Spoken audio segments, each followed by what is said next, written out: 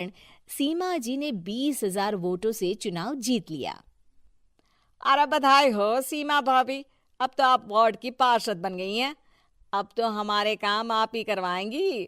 अरे ये तो सिर्फ नाम की पार्षद बनी है, वो तो महिला सीट आ गई, वरना पार्षद तो मुझे ही बनना था। अब भले ही चेहरा इसका होगा लेकिन पावर तो मेरी ही होगी। अरे वाह भाई साहब, क्या दिमाग लगाया है आपने भी। आइए आप लोग, खाना लगा दिया है सबके लिए। सीमा जी पार्षद बन चुकी थीं, फिर भी उनकी एक ना चलती। सारे काम ठाकुर साहब खुद ही संभाल लेते और जहां जरूरत पड़ती वहां सीमा जी का अंगूठा लगवा लेते। सीमा जी ज्यादा पढ़ी लिखी भी नहीं थी। एक दिन ठाकुर साहब और सीमा एक प्रोग्राम में जाते हैं। अरे ठाकुर साहब, आप आ गए। ओहो, पार्षद मैडम भी आ गई हैं। स्वागत है आप दोनों का। लगता है हमारे पार्षद फंड का सही इस्तेमाल हो रहा है। चलिए अब उद्घाटन करते हैं। ये लीजिए ठाकुर साहब कैची, आप ही सबसे पहले प्रवेश कीजिए।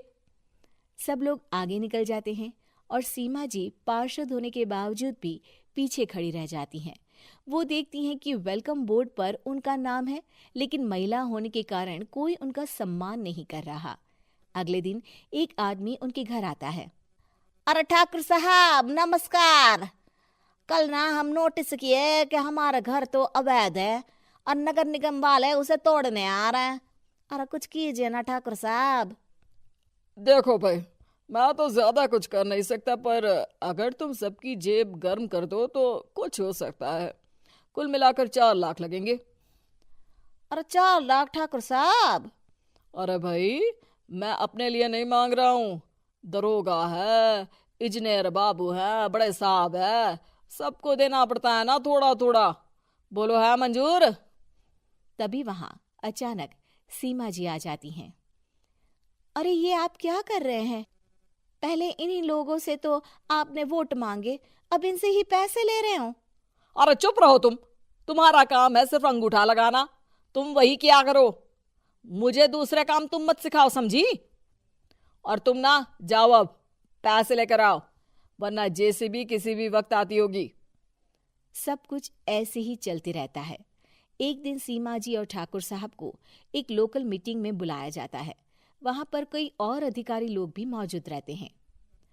अब मैं चाहूंगा कि ठाकुर साहब हमारे बीच 2 शब्द कहें। मेरे प्यारे भाइयों और बहनों, आज मेरा सौभाग्य है कि मैं आप सबकी सेवा दिन रात कर पा रहा हूं। आपने मेरी पत्नी को भारी मतों से जिताया है, इसलिए मैं आप सभी का शुक्रगुजार हूं। मैं आप सबसे वादा करता हूं कि हमेशा की तरह हमारे वार्ड में किसी को कोई तकलीफ नहीं आने दूंगा। सभी लोग तालियां बजाने लगते हैं। अब मैं माननीय पार्षद मैडम को स्टेज पे बुलाना चाहूंगा। अपने नाम को बुलाया सुनकर सीमा जी एकदम चौंक जाती है। उन्हें बिल्कुल उम्मीद नहीं थी कि इतनी बड़ी जगह उन्हें मंच पर बुलाया जाएगा। जैसे तैसे वो मंच पर चढ़ती हैं। ऊपर जाते ही सीमा जी को सारी पुरानी बातें याद आ जाती हैं कि किस तरह उनके पति उन्हें कभी भी आगे बढ़ने नहीं देते और उनके नाम से गलत काम करते हैं। वो बोलने लगती हैं। मैं आपके वार्ड की पार्षद सीमा हूं। आप में से बहुत कम लोग ही मुझे जानते होंगे, क्योंकि इससे पहले मुझे कभी ऐसा मौका ही नहीं मिला। सारे मौके मेरे पार्षद पति यानी आपके ठाकुर साहब ही लेते रहे, लेकिन आज ये मौका मुझे मिला है तो मैं इसे ऐसे ही नहीं जाने दूंगी। मैं आपको ये बताना चाहती हूँ कि आपके ठाकुर साहब मेरे नाम की आड़ में गैर कानूनी काम करते हैं, जिस पर अंगूठों के निशान मेरे होते थे। इसीलिए मैं अपनी गलती मानती हूँ और आज अपने पद से इस्तीफा देती हूँ, ताकि आगे से कोई गलत काम ना हो पाए। अब फैसला आप सबके हाथ में है कि आप हमें क्या सजा देना चाहते हैं। सीमा जी की बातें सुनकर ठाकुर साहब के चेहरे का रंग उड़ जाता है और वो शर्म से मुंह नीचा करके वहां से चले जाते हैं और पद से इस्तीफा देकर ही सही सीमा जी अपने आप में आत्मविश्वास महसूस करती हैं।